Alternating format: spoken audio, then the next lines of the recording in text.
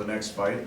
After we were all up there for his fight, and he called Gennady in the ring, I thought, it looks like this has a pretty good chance of happening. And then he went down to junior middleweight and is fighting a week later, September 17th, in Cowboy Stadium.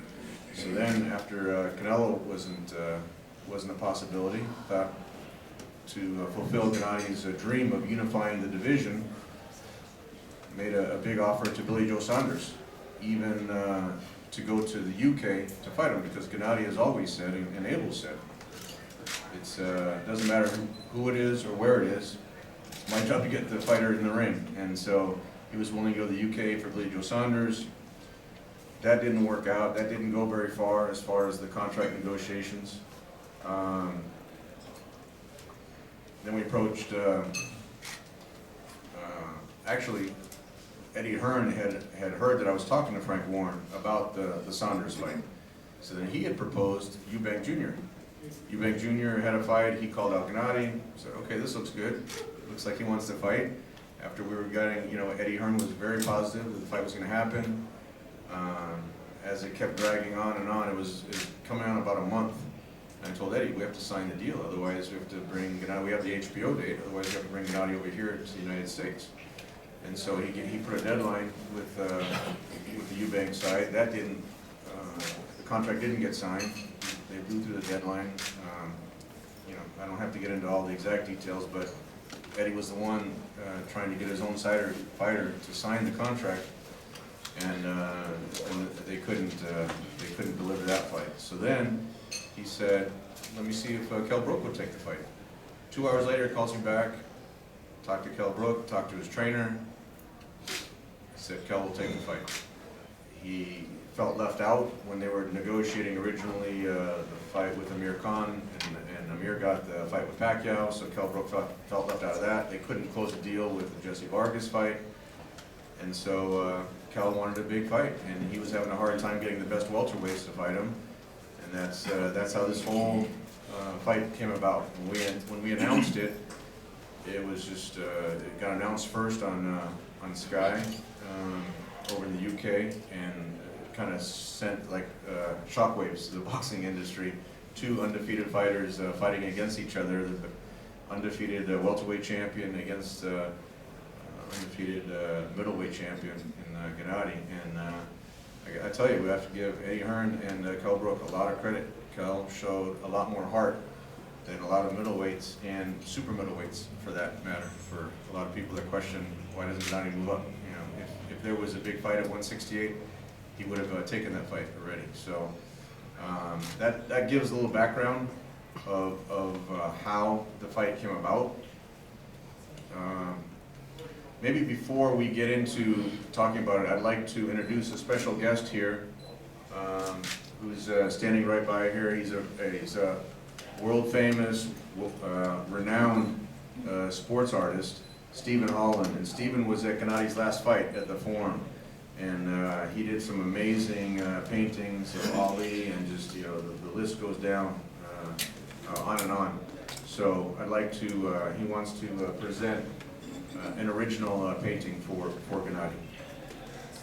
Jay, if you want to unveil it.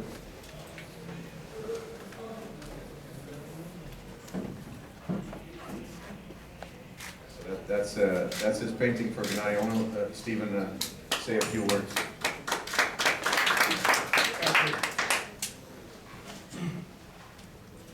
Please scare me. Here.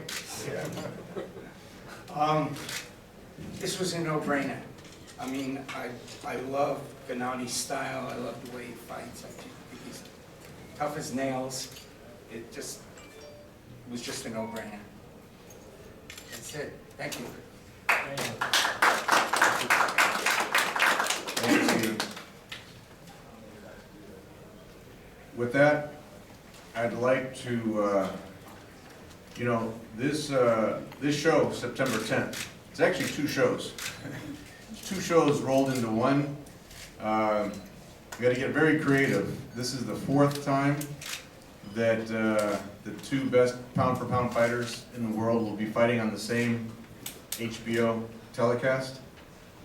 Each time it gets a little bit more challenging how we can make it work, because obviously as Roman Gonzalez's profile increases, naturally his compensation is going to increase. And I was really pushing Peter Nelson hard after he looked spectacular in 3 title defenses as a co-feature for Gennady's fights, that Roman deserved his own HBO date to headline his own HBO show here in the United States. And so when everything fell into place with the Kell Brook fight, we came up with a solution of doing a split site deal where Chocolatito is going to headline at the Forum September 10th. We have a tremendous co-feature fight with Kamagai versus Soto Cross. One of the best fights of the year so far. It was a draw, split decision draw, which a lot of the fans want to see again. So we were able to work that out with Mr. Honda and Golden Boy to be the co-feature. It's always my philosophy to try to provide the best entertainment and the best fights possible for the fans. Even if a particular fighter isn't involved with K2, I still want to make sure the fans get the best entertainment. And it couldn't have been a better combination with Kamagai Soto Cross as the co-feature. And now you have something that we haven't seen, at least the HBO viewers haven't seen yet, where Chocolatito is actually the challenger. He's moving up to his 4th weight division. He's fighting undefeated Carlos Cuadras to the 115-pound division. He doesn't need any tune-up fights to move up. He's going directly towards the undefeated champion to his 4th division. And he's 45-0 right now. And if he wins September 10th, he'll be successful in his 4th division. If Cuadras is able to make his defense against arguably his toughest challenger that he could have picked out, you know, that's a huge statement, and it elevates Cuadras to the top of all the pound-for-pound ratings. So you have 2 undefeated champions at the Forum. Naturally, you have 2 undefeated champions fighting in London, and it'll be live. Tony Walker can give you all the details, but it'll be live at 2:30 here, LA time, and then it'll be rebroadcast. I think the telecast starts 7 o'clock LA time, 10 p.m. East Coast time with Soto Cross and Kamagai. Then it goes to Chocolatito, and then they'll show the replay of the Triple G Brook fight. So it's a tremendous. I was just talking to Tony earlier today. It's probably the best HBO show as a triple header that we've seen for years. I personally can't remember a show with that much talent on it. You know, 4 undefeated champions, and then the rematch with Kamagai and Soto Cross is truly spectacular. We have both banners up. We have the Chocolatito banner over here. You know, we're going to have on Thursday, we're going to have an open workout for Cuadras and Soto Cross at the Maywood Gym, and then next Tuesday we're going to have the open workout up at Abel's place at the Summit with Gennady and Chocolatito. So to say words on behalf of HBO, I mean, we can't put this type of an event with these many quality fighters and champions on it without the help of HBO. So special thanks to Peter Nelson, and on behalf of HBO, always integral, and a close friend of ours, Tony Walker. And thanks everybody for coming down. It was a nice lunch, so we really appreciate that. We are very fortunate to be able to work with Tom. He's right. This was not easy to do, to assemble this much talent, put it together all in one night. And it will be one of the best nights, I think, in HBO World Championship Boxing history. We're pleased to be able to continue to work with Triple G. In a very short time, he has become one of the great fighters of our generation, not just because of his skill in the ring, which is undeniable, but because of his personality and the way he welcomes fans and is willing to talk to the media and popularize the sport. We're very fortunate that he's one of the faces of boxing, and we look to continue that association. So the fight against Kell Brook is really interesting. Kell Brook is not that well known in the U.S., but boxing fans know who he is, and we expect a tremendous show in the ring as Kell tries to make a name for himself. He's a young guy who wants to go on to bigger and better things. So what greater thing can he do than defeat what some people consider the best fighter in the world? So that show, as Tom said, will be on at 2:30 p.m. Eastern, 2:30 p.m. Pacific live. Then we go to 7 o'clock at night. And I gotta say that we in Los Angeles are spoiled. We get to see these great fights, great matchup, warriors in the ring over and over again. I don't know how long this can last, but we're a very fortunate group of boxing fans here. That fight will be start at 7 o'clock and with the Kamichi Soto Cross fight, and then we'll go to Chocolatito show, and then the replay of Triple G. So it's a great night for us. It's World Championship Boxing, not pay-per-view, and we're very happy to be here, and we'll see you guys all on September 10th. Thanks. Thank you, Tony. There's somewhat of a logjam of pay-per-view fights this fall, so I think the fans are going to appreciate, September 10th when they get to see so many top quality fighters on regular HBO. We're working out the logistics, but what we like to do, we're kind of we started a tradition at the Forum where we open the terrace at the Forum because of the demand for Triple G fights. The tailgate parties. So we open the terrace early, and we want to open it at 2 o'clock, and so the fans that come early will be able to watch his fight live on the terrace from London, and then the doors will open at 4:30 at the Forum. So that's an extra treat for the fans that come down early to the Forum. So with that, I like to say the professor and the mad scientist behind Gennady's style. I mean, he definitely admits that Gennady has always hit hard, but you'll see the reason why Gennady's become such a fan favorite is because Abel just always instills in him that, the fans watching HBO, the fans paying money for tickets, they want to be entertained, and there's nothing more entertaining for a boxing fan than seeing a knockout. So that's really what Abel stresses to Gennady. He develops his style that way. He's really developed it after the great Julio Cesar Chavez Sr. And I don't think anyone today can cut off a ring better than Gennady Golovkin. It doesn't matter which style he's fighting. It doesn't matter if he's southpaw, right-handed, tall, short.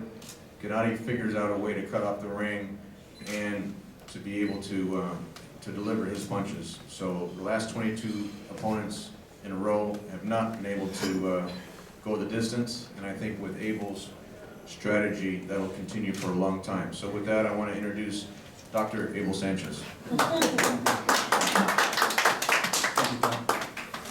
Yes, it's been quite a ride. These press conferences keep getting bigger and bigger. It's nice to see. Thank you for the support.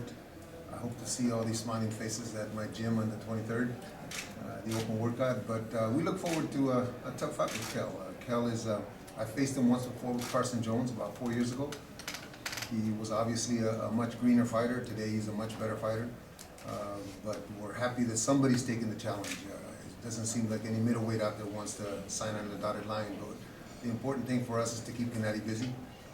Hopefully we fight 3 times this year, and this date was very important to us as a team to make sure that we had the opportunity to fight the 3rd time. So I look forward, like I said, to a tough fight and to a challenge that is all of Kell Brook. I want Kell to make sure that he gives his fans the kind of show that Gennady gives his fans. And if they do, we're going to have a hell of a fight. Thank you for coming.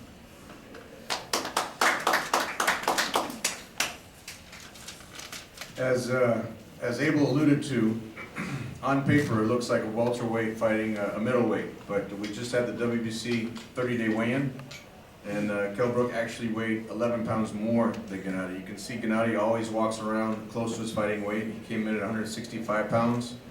Kell Brook came in at the limit at 176 pounds. And Eddie said, the whole time, he's a big welterweight. I don't know how he gets down to 147. And, losing, now he's got to lose 16 pounds to make 160. But you saw in the photos with him on the scale, it's not like he had a big gut or was out of shape. He was he was trim and he was weighing a solid 176 pounds. So we know. I mean, Kell, this is the biggest fight of Kell's career.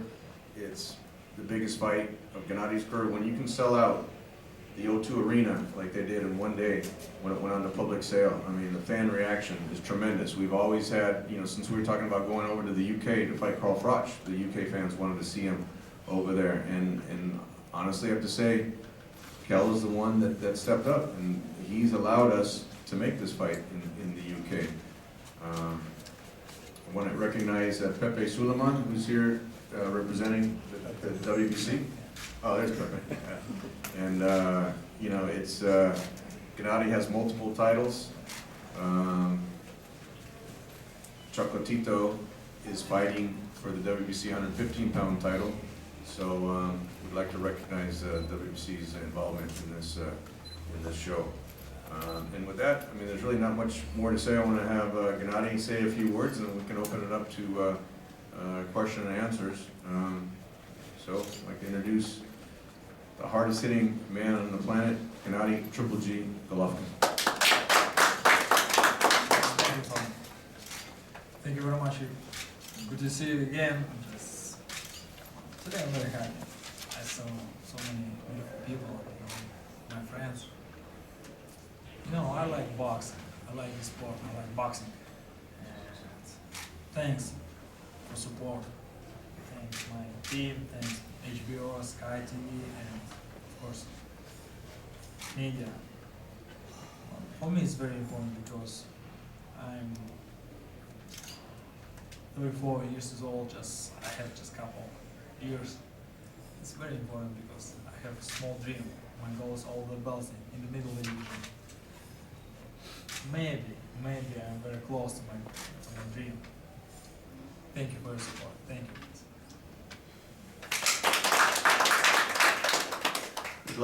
I'd like to just emphasize, even though the show in London is sold out, we have tickets available for the Forum for Chocolatito. Unlike some fights were announced but you can't buy tickets to, this fight you can actually go down the street here to the Forum and buy tickets to see Chocolatito, to see Cuadras, to see Kamagai, and Soto Caras. So tickets are selling well, but it's our goal to make a big splash for Chocolatito headlining his first Forum show. So we need everyone's support from the media and the fans to make sure it's a success so we can continue to bring these type of fights back to the LA area. With that, I want to open up for question and answers, and I'm happy to explain any questions you have. Francisco? Gennady, good seeing you. Were you surprised when the 30-day weigh-in, were you surprised that Kell Brook weighed 176 pounds? And Abel, you could answer this also. I'm not surprised. It's not a big surprise for me because I saw him. He is not a small guy. He like the shoulder. He looks big. Not surprised. Not. I think he is understand right now. He weight, especially for middleweight division. You know. He understands it's a serious fight for us. You know, not just for him, but for me.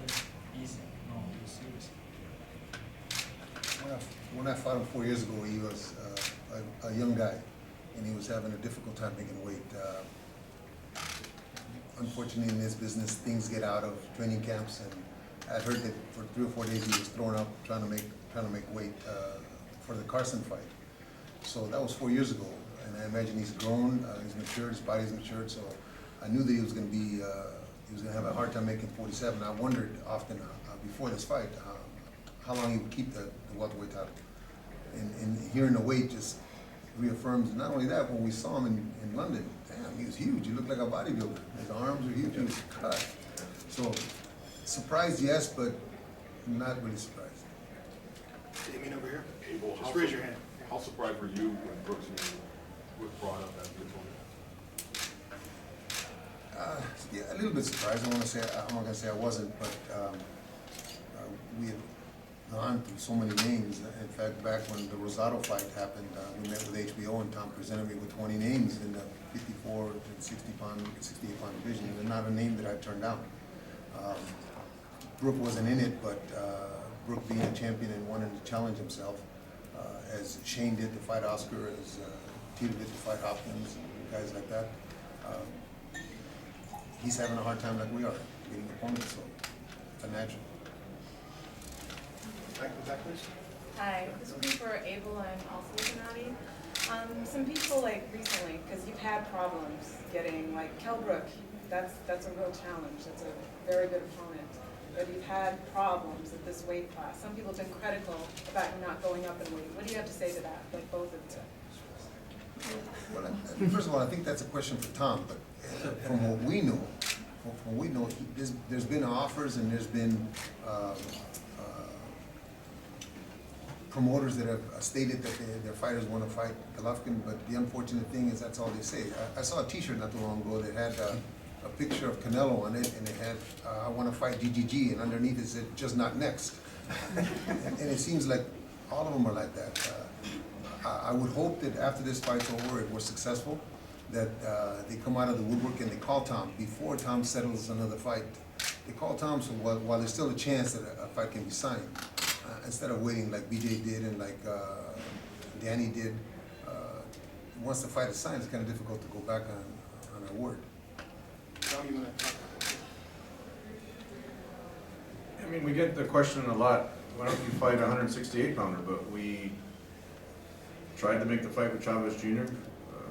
Just over 2 years ago now with Bob. You know, he was doing all he could to try to entice Chavez Jr. to get in the ring with Gennady, because he knew that would be a huge fight. It'd be a great fan favorite fight, and it'd be a successful pay-per-view fight. For whatever reason, internally, they couldn't get the deal worked out. Then I was talking to Eddie about fighting Carl Froch, you know, going to the UK, fighting over there. Carl, after posting pictures of saying he was too big and too strong for Gennady, then he decided to retire. So you can't force these guys to get in the ring with Gennady. And right now, there's not really a fight that makes sense at 168. That, you know, DeGale's supposedly fighting Jack, and then I don't even know the other champion. Oh, and then Ramirez, Zerto Ramirez. Bob told me that Ramirez would be interested in fighting Gennady next year. So that, in my opinion, is probably the most likely fight to happen at 168. He's a great champion, 168 pounder from Mexico. He's undefeated. He had a great win over Arthur Abraham. So if that fight could happen, that would be a very interesting fight on both sides. So I think that might be the most likely at this time. But, you know, look, Gennady has his hands full with Kell Brook. It's my job to look forward and try to make these fights. But I know Gennady 100% is going to be focused on September 10th with Kell Brook, and so is Abel. Then the WBA, looks like they'll order, Danny Jacobs is fighting Sergio Mora on September 9th, which is one day before. So that mandatory is due, so it looks like they'll order Danny Jacobs to fight Gennady. So we'll see how that goes, but Gennady's never, you know, want to emphasize, he's never shied away from a mandatory challenge. If he's ordered, he's so focused on having the titles and keeping them. Unlike a lot of fighters who tried to get out of their mandatory obligations, he was a mandatory for Felix Sturm for 2 years. And Sturm kept getting exceptions not to fight Gennady. So that would be a great fight. Him and Daniel Jacobs in New York would be a tremendous fight. So they're focused on September 10th. I'm always looking forward to see what else is down the road. Eddie, you know, with the success now, maybe Eubanks will come back in the picture. It looks like the pay-per-view in the UK will do very well as well.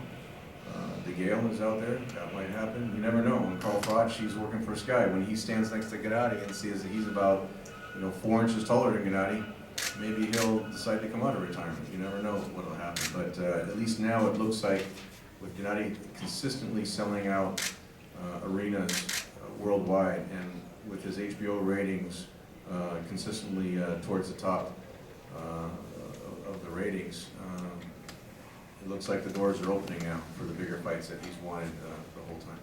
Next question. Go ahead, Ron. now that you're familiar with Kell's style of fighting, and you've seen him fight, what are your thoughts about any challenges that you might face in his style of fighting? He's a pretty tough fighter at that weight that he's normally fighting. So give us your thoughts about Kell Brook and the way he fights. Yeah, you're right. I saw a fight with Sean Potter. He's a very good fighter. He's a very good fighter, and he's a very good fighter. I think first of all, like boxing IQ. Boxing IQ will be different. I like more drama show. I don't know. He's ready for 160, for middleweight division, because I want drama show. I want beat, like up and down. I don't know. Maybe he's ready. Okay, this is a difficult fight for us. He's not ready. It's a short fight. I'll just wait, just deliver. And boxing IQ, like he's very good boxer. I like more drama. What do you think really motivated him to take the challenge to fight you? Oh, absolutely. Yeah. Yes. Moment with.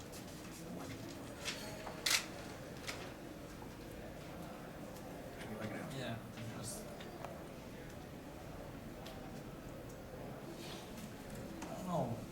I don't know. Right now, just I respect him. More respect him because he's ready to fight. He's ready to fight. I know so many good boxers. More name, so many great names. We have good deal with everybody. Nobody ready now. He's ready. Maybe told me. Mohammed, I can give you some insight, from what I understood from Eddie Hearn, is that Kell Brook wants to challenge himself. When so many people are turning down Gennady, and when he was having his own challenges, getting the big fight at welterweight, he wants to show that he's also belongs at the top of the sport of boxing. Look, if he can beat Gennady Golovkin, the most feared middleweight in the world, I mean, that would elevate Kell Brook's career to the top of the sport of boxing. So in one night, everything that Gennady's worked for, all the belts he's trying to accumulate, and then if Kell Brook can win that fight, he's at the top of the sport of boxing. So that's his motivation, is that when he couldn't, he was frustrated as well, just like we were frustrated.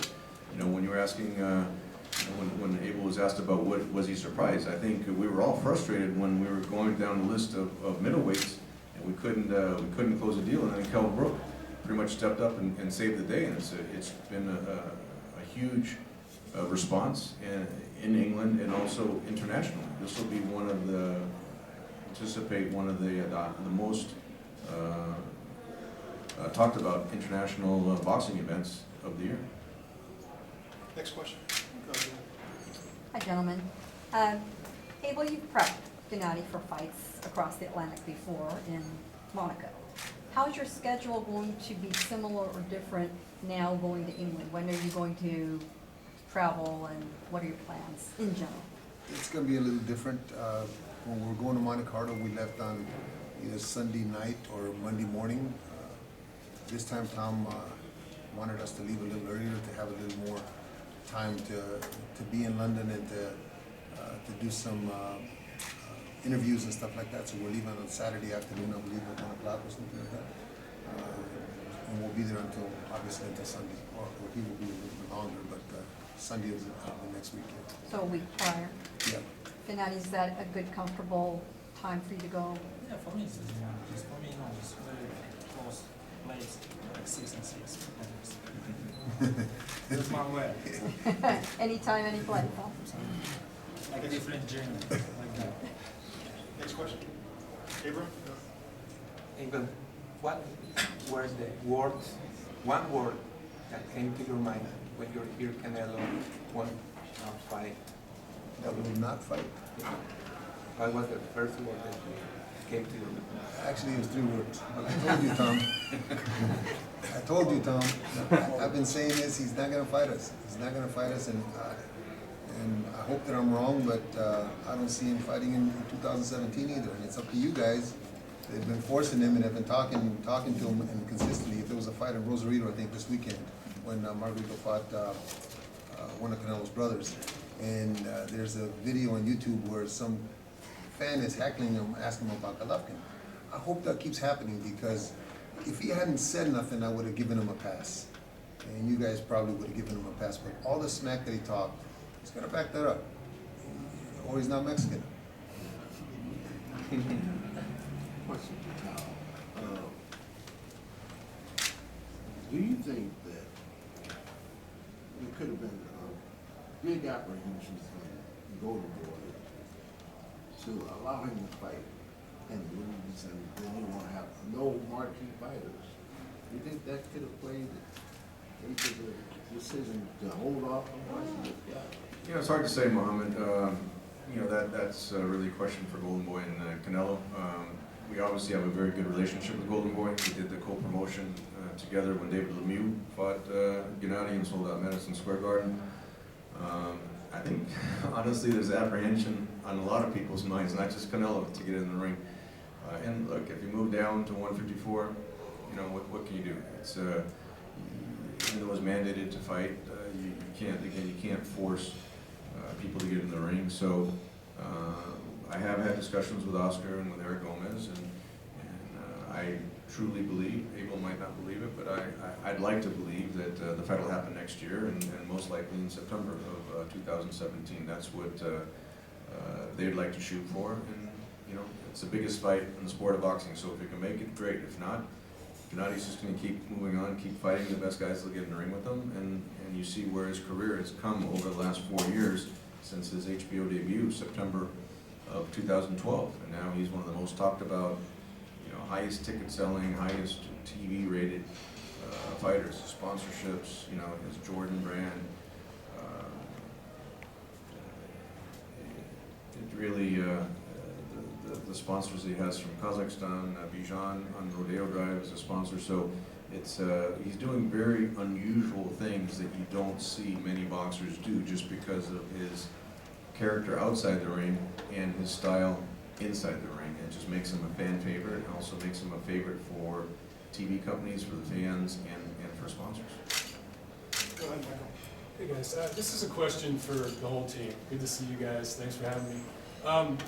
I just wanted you to talk about the reaction to how you've been received over in the UK. Because I think when this fight was first announced, everybody thought it was going to be a very pro-Brook crowd at the O2 Arena, but I write for Boxing Monthly, a British magazine, and for a lot of people have been telling me there's a big Triple G contingent over there already, and it might be a pro-Triple G house come September 10th. So how have you been received over there? I can, maybe I'll start on that, is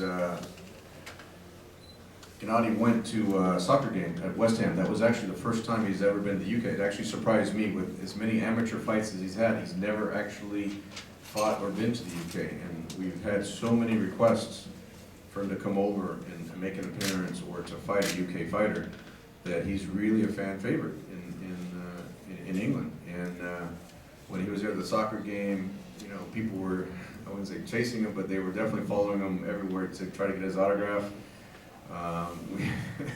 We had to go to different hotels because they thought we were staying in one hotel, so they would like stand there, and then we would like drive around to a different hotel. I mean, it's just been, you gotta appreciate the passion for the UK fans and the reception that we all received in the UK was it was very warm. The fans are excited to see him live. What I could say, Michael, is that look, Gennady's from Kazakhstan. He lived in Germany a number of years when he fought in Germany. Then he made his American debut and his HBO debut in New York. What really kind of hit home for me, that his style transcends any demographic, any nationality. It just hits home to the boxing fans, is when he fought Marco Antonio Rubio at the StubHub Center. He broke all the attendance records of all the great fighters that have ever fought at StubHub Center. We had to add bleachers, we had to add standing room only seats. And it was definitely a large Hispanic crowd, and you saw the Mexican fans chanting for Gennady. I mean, that not against, but in support of Gennady, when you had Rubio, who was very well known in Mexico. So that kind of showed me he transcends, you know, any country that we'll go to, where he's become a fan favorite. So I wouldn't be surprised, as you say, that if it's not a pro Gennady crowd, at least it would be about 50-50 with Brook. But look, Brook is very popular in the UK. He has a lot of respect from the UK fans, what he's accomplished. And he's not afraid to fight anywhere either. He came over here, he fought at the StubHub Center when he beat Sean Porter, so he's not afraid to travel. So I think it's just a great matchup. I can let Abel also talk about the reception in the UK. You know, I've been there probably 4 or 5 times for fights, and every time they've been very receptive of a good fight. Given Gennady's personality outside the ring and his personality inside the ring, I compare the English fans to the Latin fans, the Mexican fans. They're very fanatical.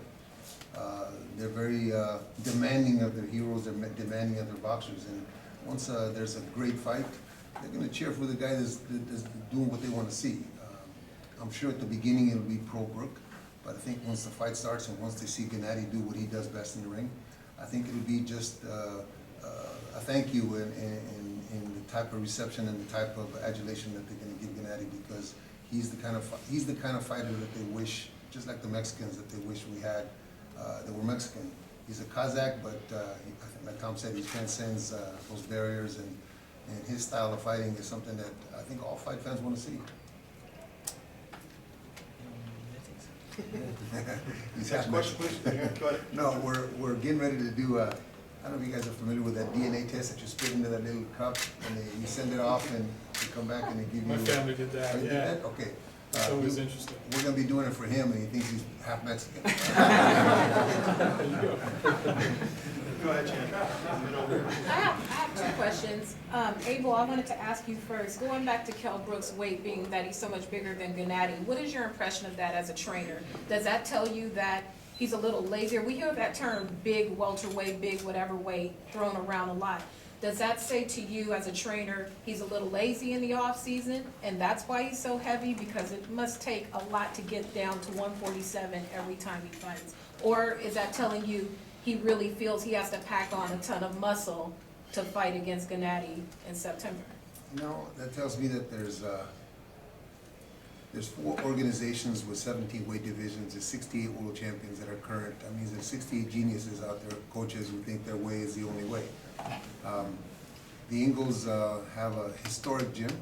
The old man is a sage, just considered there like Emmanuel was here. So I think that they're thinking that that's the way to do it. If he wins, who's to challenge him? You know, if he loses, well, he was just too small, they're gonna say. But that is just their thinking of how this needs to get done. I have my own way, and like I said, there's 68 guys that think their way is the only way. So there's a lot of thought to that. There's a lot of thought that they're putting into it, and I'm sure that that wasn't by surprise. I'm sure that they were checking his weight, and he's right at 76. If he was 72 or 71, it'd be a different story. But at 76, that means that they were planning that. And then for Gennady, what's something that you think Kell Brook does well?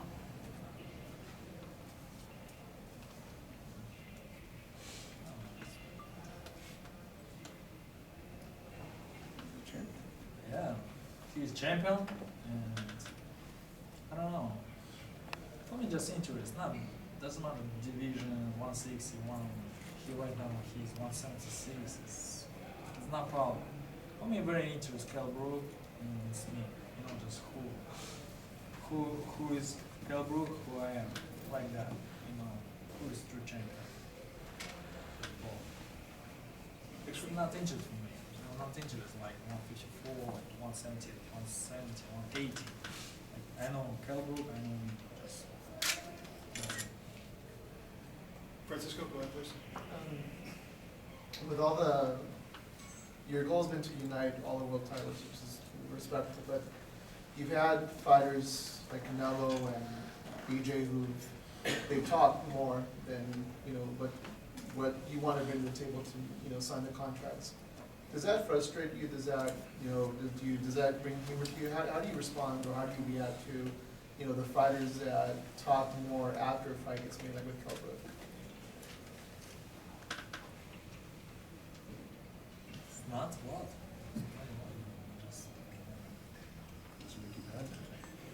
Frustrate you, humor you? I don't feel, no. He respects the fighters most that sign the contract. Yeah, I know, That's an just, easy yeah. answer. I want box, I love boxing, I understand. Not Kell Brook, who? It's serious, it's very hard for us. Who next? I won't fight, okay? Just maybe one fight per year, it's not serious. Just, okay, I'm going to 168, with who? Stop. I'm going to 154 because I'm not big. Okay, with who? Too much business, our sport. Too much business. Too much. Next one, go ahead. Go ahead, Kelly. Just in terms of with how difficult it's been to get fights against Kell Brook, is that one of the things that factored into it being London? Or is it like, was there any like question, like, or how did that come to pass? Well, when we had the lengthy negotiation with Eddie Hearn for the Eubank fight, he had reserved the O2 arena, he had the date on Sky Box Office, we had the date with HBO, so everything was in place. We could have come back over here, we had the HBO date, Gennady could have fought back here in the States on September 10th, but my goal always, which Gennady and Abel and Oleg and Max Herman, his managers, also agree with, is his priority is to fight here in the States, but we wanted to keep an international presence for him. He fought in Monte Carlo, is always well documented. He fought there 3 times. He's a fan favorite of Prince Albert, and when he walks through the streets of Monte Carlo, so that's a little bit unusual thing also to see. But you know, this fit in well. He fought in April, sold out the Forum, and so when the opportunity came up to fight in the UK, at first it was Billy Joe Saunders because the priority was to unify the titles. Billy Joe informed Frank Warren he would rather fight in the UK than fight over here in the States, and that's why, okay, we'll go there and try to unify all the titles. That didn't go very far, as I mentioned, and that's when Eddie Hearn got involved with the Eubank negotiations, and that's really how it came about for England specifically, but it also plays into the international presence that we always want to keep for Gennady. If I can add one thing to that, for Gennady, like Terrence Crawford and some other fighters, they brought big fights to their hometowns. Do you see, is that like a goal of yours, to bring a fight, like a major fight to Kazakhstan?